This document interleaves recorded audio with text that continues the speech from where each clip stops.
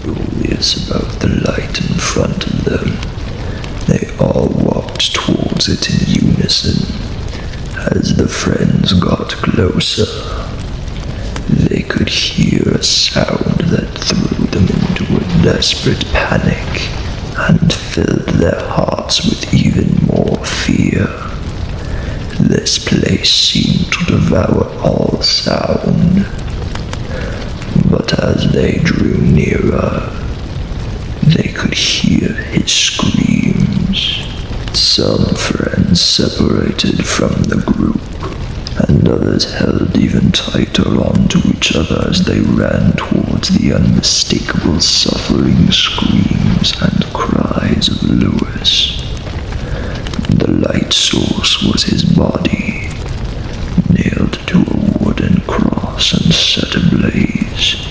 He was hopelessly bleeding profusely and burning alive. The traitor had realized his worst fear. Lewis was suffering an agonizing death. By the time the friends were able to reach the cross, his screams had died out, and so had Lewis. 9 friends remained. Everything is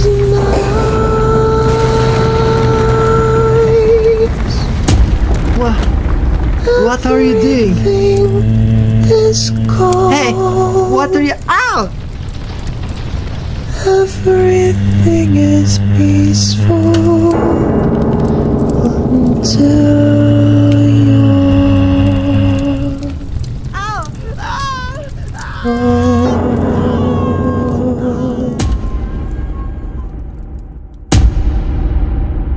They started freaking out.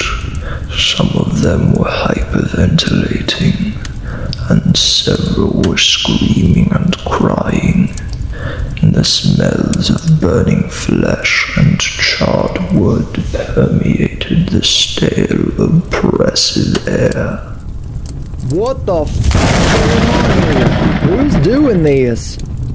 But just as he said these words, Sam let out another scream and started bawling her eyes out as she saw the lifeless body of Rob. His skull was caved in, lying face down just before the sight of the cross. In a twisted sense of irony, he was killed before learning what had happened to Lewis.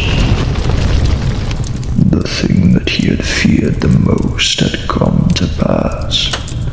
Rob had died before he could amount to anything. 8 friends remained.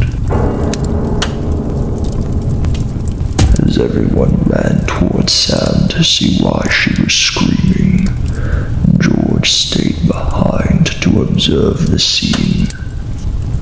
He thought he would be able to see the next murder take place, but the traitor had been training their whole life for this, and knew this realm like the back of their hand. The traitor stepped away from the group and quickly cloaked themselves with darkness before appearing directly behind George, all in one quick motion.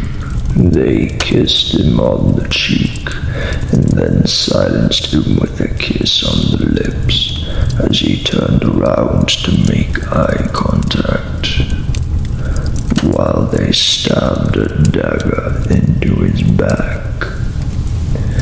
As the breath left his lungs, they slipped back into the cover of darkness, bringing the corpse of George with them. His worst fear had been realized, as he was fatally betrayed by a friend. His body was left in the shadows, and then the